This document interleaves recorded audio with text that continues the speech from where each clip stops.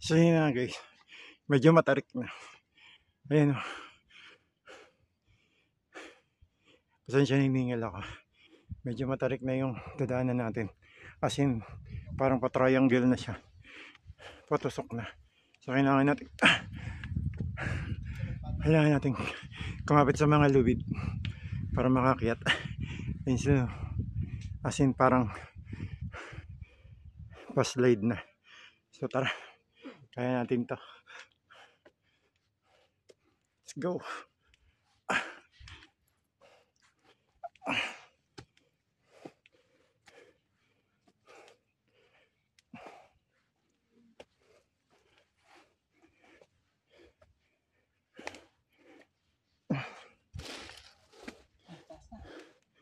Ayan.